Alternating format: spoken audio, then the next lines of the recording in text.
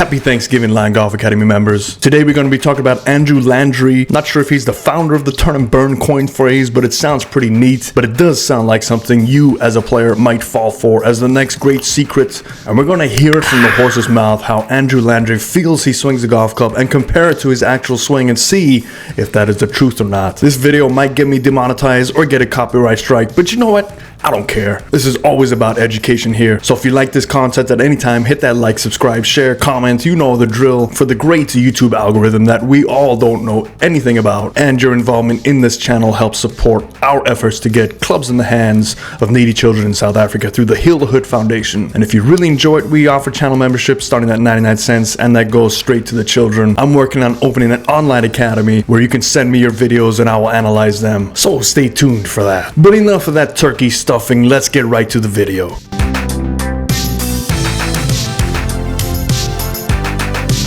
So we're going to be looking at an iron swing with Andrew Landry, specifically a 6-iron, and we're also going to listen to his own words on how he feels he swings the club. So we're going to jump back and forth between the two videos. So let's first look at what he has to say about the way he sets up and compare it to his video. Always have the ball on my left ear, regardless of what I'm hitting. Driver could be a little bit further up, but with a 9-iron, I'm kind of keeping it on my left ear. Ball's on the left ear, grips the way I want it. All right, so let's first check out his grip. We can see both V's are clearly pointing to his right shoulder. So initially he's set up with a strong grip, so that feel is definitely real. And this will help him with his overall achievement of delaying the release and spinning around. But this also comes with its own issues. And we'll take a look at these issues right at impact, where not only does he have to turn, but he also has to increase his tilting to help him delay this release. So let's check out that ball position. What we're going to do is I zoomed in earlier. That is quite indeed his ear. It's not something on his hat. And we're going to draw our line straight down to his golf ball right in the center and see if this is 90 degrees and where that 90-degree line is pointing. So 90 degrees is here, and that looks pretty level for government work. So he gets a check mark for his grip and his ball position. And this is probably the easiest thing to get because it's a cognitive thought. It is something we think about before we hit the golf ball, and we could do more checks and balances to make sure we're doing it correctly. And what we can see from this ball position is if we go ahead and connect the shoulders with the chest to his hands, we can see that his hands are slightly forward pressing, and what this does is it shifts his golf ball connection outside of his right shoulder. Let's take our angle tool and try and match his shoulder tilt and pull it just outside his right shoulder and draw a line straight down to the golf ball, and you can see how it's 90 degrees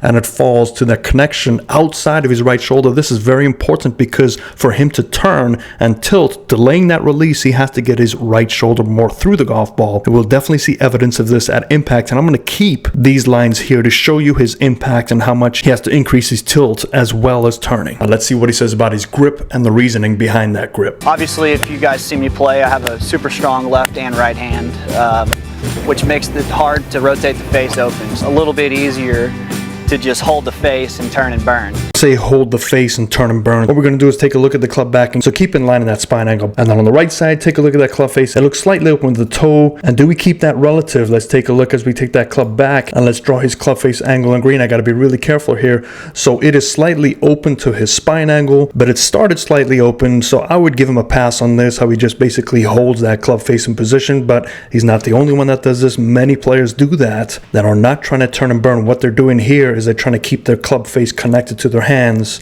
in the midway point to establish a wider arc. Now on the right side of the screen we can see it's not much of a wide arc, but this is also due to the fact that he is starting to lose his shoulder tilt, and this will play part in the next feel that he has with plane work. So let's go quickly to the top of the swing and draw his left forearm and take a look at where that club face is relative to that left forearm. It is now slightly closed, so the action of him hinging wrists might have affected his hand position. Now let's go straight down to the midway point and see where that club face is. It is still slightly open to that spine angle, so it looks like he is truly just holding on to his position, so he gets another checkpoint. Next, let's hear what he has to say about his plane and how he believes he gets that plane work, and then take a look at if that is truly the case. If you just were to lay a shaft right here on my shoulder, and so I'm just holding the face and turning under the shaft, and that's all I'm thinking about in my backswing. What that does is it produces a little bit flatter swing plane, which then you can go as hard left as you want and hit a straight shot. So in order to see if he achieves this, we have to imagine that plane that he's trying to work on, and he has to feel like his left arm is below his shoulders, as he said. Okay, so he said he lays a shaft on his shoulder. Now that was him standing up. We draw that same shaft, which is parallel to his lower plane line, and he has a feeling of getting his arms below that shaft. So let's see how he does it and what sacrifices he makes in his body position to get that done. So left side of the screen, let's take that club all the way to the top of the swing, and we can see that that left arm does get slightly lower, but not as much as he's thinking or that practice swing showed. Now let's take a look at why this is occurring, because he's not actually getting his arms lower. He is actually starting to stand up,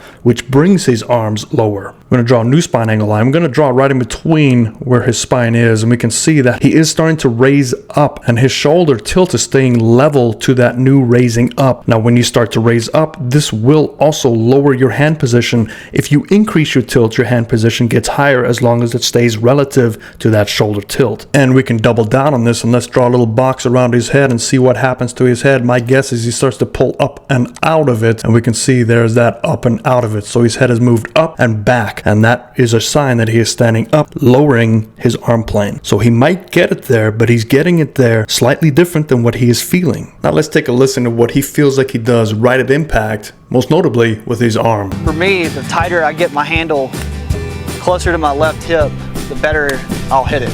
Okay, so the problem with what he said is it's about perception, and I believe he is talking about his impact. He didn't say specifically, but he's talking about how much better he would hit it. Now, when you hear that, the handle getting closer to his left hip, that means that he is thinking about turning, and he's pulling that handle as close to that left hip as he can. And remember, this is a feel, because if you take a look at right at impact, look at his handle of the club.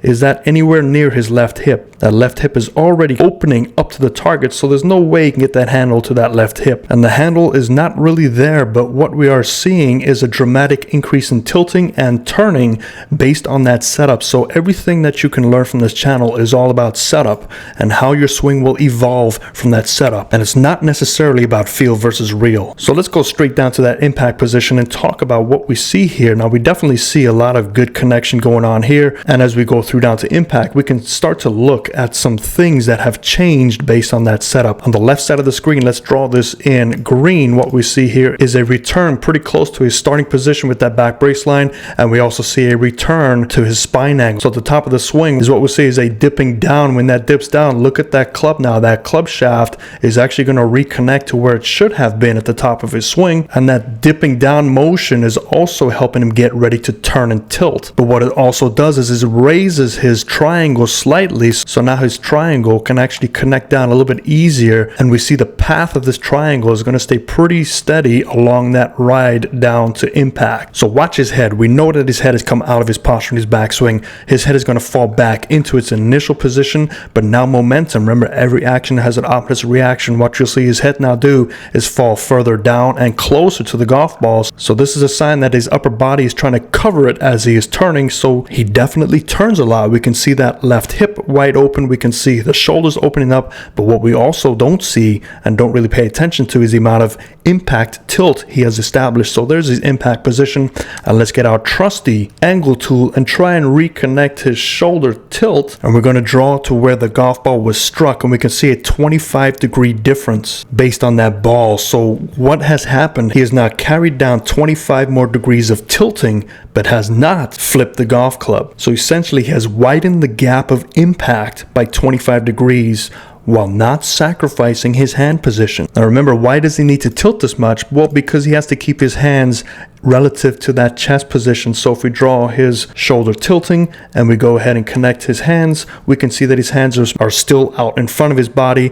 Remember, that was caused by the strong grip and also that ball position being slightly forward of where most of us need to set up to, but he is capable of increasing his tilting while keeping his hands in front of his chest because of that starting point. Past impact, we can see that his right hand now can no longer hold on to that, and he stops the tilting, and now he turns more and releases that club head, and we can see how low that club head starts to arrive, and look at that club face position. It is starting to close. So this point is where he's trying to feel that handle get close to his left hip. And let's move past impact. We can see how much more of a lean, how much more spine angle he has generated because he needs to stay down and increase that tilting to not release that club face. So if we back up and take a look at how much he has manipulated that spine tilt, we can see that there's the top of his swing and that left left yellow, and there's his impact in the right yellow. So as much as he feels like he is turning, he is certainly adding more spine angle, swinging down and increasing his tilt. And lastly, this is the one that I fear the most. His words of wisdom, which ultimately culminate into words of frustration for many of us.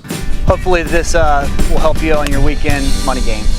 If there's anything that I try and teach subscribers here and students in my academy, is take everything with a grain of salt. If you try and apply somebody's feel to your swing, it's probably not going to work because their feel does not produce their reel. So what do you think it's going to produce for you? With so much information available to you as a student, you can get yourself into some trouble. And yes, it could work for the occasional student, and there are always outliers to any situation. If I were to teach 1 million people Ben Hogan's swing, it might work for a handful, and those handful of people will spread the word like gossip that it worked for them, and their friends will believe them and go down that rabbit hole. But what about the rest of them that it didn't work for? They might move on to some other fad and keep trying fad over fad until it becomes very frustrating for them and they eventually go to see one of us. My goal here is to try and help educate you to make the best decisions for your game and to understand that your swing is as unique as a fingerprint and should be treated as unique as a fingerprint, and most likely you will not fall under a certain style, a certain modality, swing thought, or feel that is available to you in today's modern age. So I hope you like that. Let me know in the comments below what you thought about this. It took some time to edit and put together, so I appreciate any support you can give me. But other than that, you guys have a great Thanksgiving with your loved ones,